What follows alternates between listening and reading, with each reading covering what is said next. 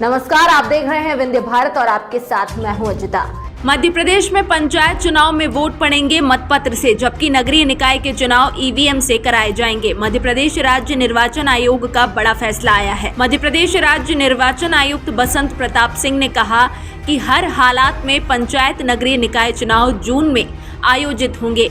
मध्य प्रदेश निर्वाचन आयुक्त बसंत प्रताप सिंह ने कलेक्ट्रेट में वीडियो कॉन्फ्रेंसिंग के माध्यम से मध्य प्रदेश राज्य निर्वाचन आयोग भोपाल द्वारा नगरीय निकायों एवं त्रिस्तरीय पंचायतों के आम चुनाव 2022 की तैयारियों के संबंध में समस्त जिला निर्वाचन अधिकारियों के साथ वीडियो कॉन्फ्रेंसिंग के माध्यम से राज्य निर्वाचन आयुक्त के साथ बैठक की, जिसमें सभी कलेक्टर को आगामी चुनाव की तैयारी को लेकर जरूरी दिशा निर्देश दिए गए हैं। चुनाव आयोग ने स्पष्ट किया है कि पंचायत और नगरीय निकाय चुनाव साथ होंगे। इस बारे में हमें रीवा कलेक्टर मनोज पुष्प ने बताया कि अभी अर्बन एवं रोलर कोर कमेटी के साथ समीक्षा की गई है तथा कल मास्टर ट्रेनर्स एवं निर्वाचन कराने वाले अन्य अधिकारियों के साथ समीक्षा की जाएगी। इसी के साथ ही स्ट्रॉन्ग रूम की तैयारी, मतपेटी की तैयारी एवं ईवीएम की तैयारी की समीक्षा कर रहे हैं। चुनाव कराने के लिए हम पूरी तरह तैयार हैं। माना जा सकता है इस बार काफी अरसे बाद चुनाव हो रहा है। कई बार इसको लेकर तैयारी की गई, लेकिन ऐन वक्त पर किसी न किसी वजह से चुनाव रद्द हो गए।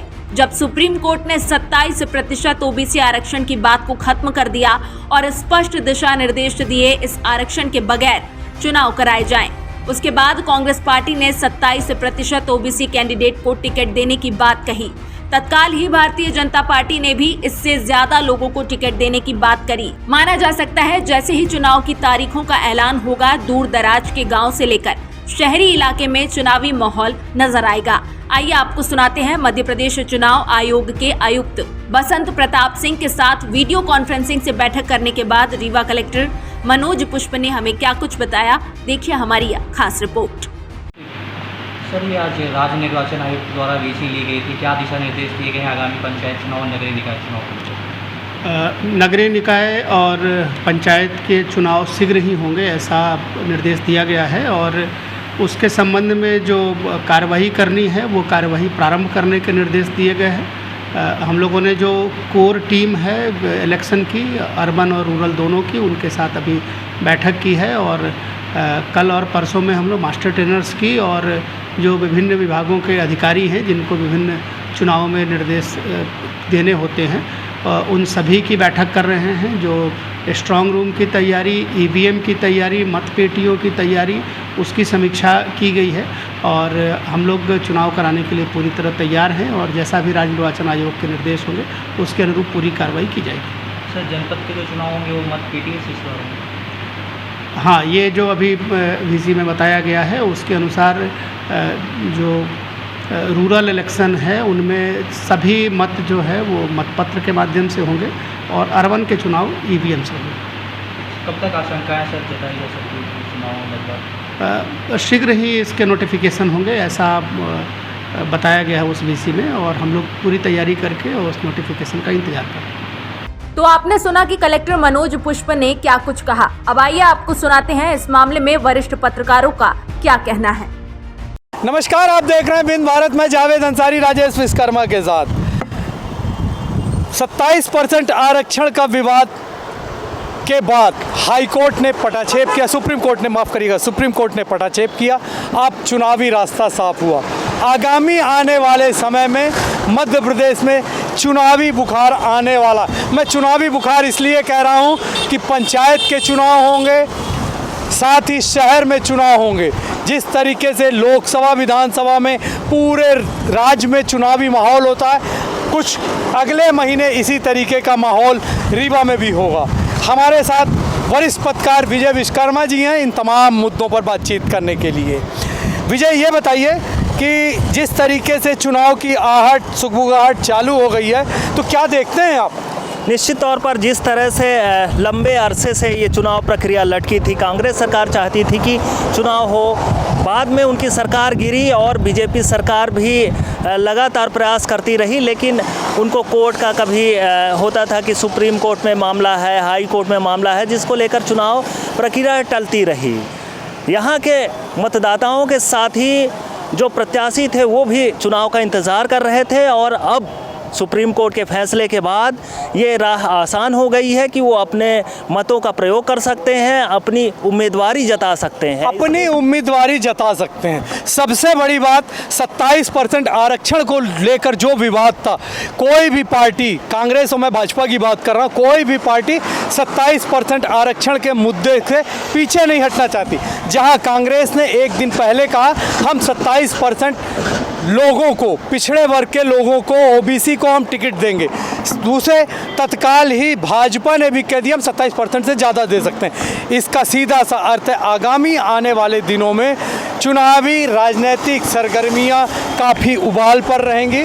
विजय, एक जानकारी और जो छन कर सामने आ रही है वो ये आ रही है कि पंचायत के चुनाव तो मतपत्र से होंगे, ईवीएम से चुनाव शहरी क्षेत्रों में होंगे। इसका मतलब नगर पालिका, नगर निगम के चुनाव ईवीएम से हो सकते हैं। हालांकि अभी इसकी संभावना है, पुख्ता जानकारी।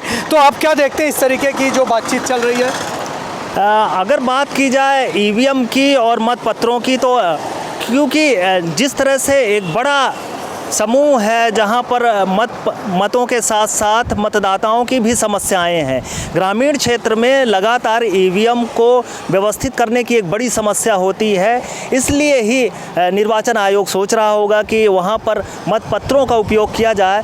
चूँकि ईवीएम जल्दी वहाँ पर तैयार करना काफ़ी मुश्किलों भरा होगा, चुनौती होगी निर्वाचन आयोग को, इसीलिए वो सोच रहे होंगे कि नगरीय निकाय के चुनाव ईवीएम से करेंगे, जबकि पंचायत के चुनाव मतपत्रों से करेंगे।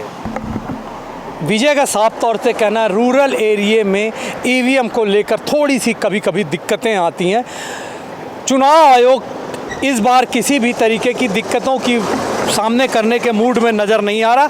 उसका साफ तौर से एक हो सकता है दिमाग में एक खाका हो कि हम शहरी इलाके में, जहाँ पर भीड़ भाड़ ज़्यादा होती है, जहाँ पर तमाम तरीके की सुविधाएं होती हैं, वो चाहे इंटरनेट हो या कोई और भी सुविधा आने जाने का हो, वहाँ पर हम इसका इस्तेमाल कर लेंगे ईवीएम का। रूरल एरिया में हम मतपत्र का इस्तेमाल करके पंच, सरपंच और का चुनाव करा सकते हैं। अब जब आपको ये मान के चला जा सकता है अगले महीने चुनाव संभावित हैं, क्या आपको क्या लगता है चुनावी राजनीतिक सरगर्मियां अब जब देखने में नज़र आएंगी?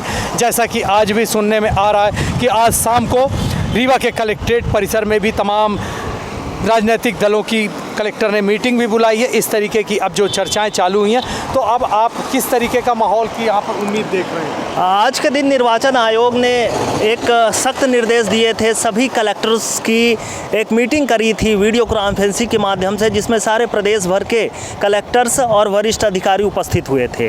अब इन कलेक्टर्स को निर्देश दिए गए हैं कि सभी जो राजनीतिक दल हैं उनसे बात करें ताकि जो चुनाव प्रक्रिया है उसमें विलम्ब ना हो सके और फटाफट हो, क्योंकि सुप्रीम कोर्ट के जिस तरह से निर्देश मिले हैं कि हर हाल में जून माह में चुनाव को संपन्न कराना है, ऐसे में ये एक बड़ी चुनौती है कि तत्काल ये अमल में लाया जा सके।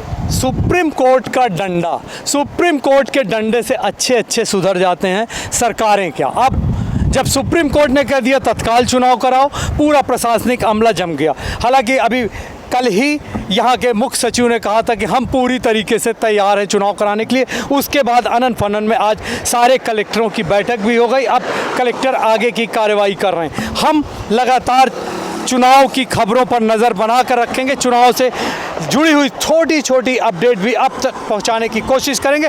अब अपने मेज़बान जावेद अंसारी को राजेश विश्वकर्मा के साथ दीजिए इजाज़त, तो देखते रहिए विंध्य भारत।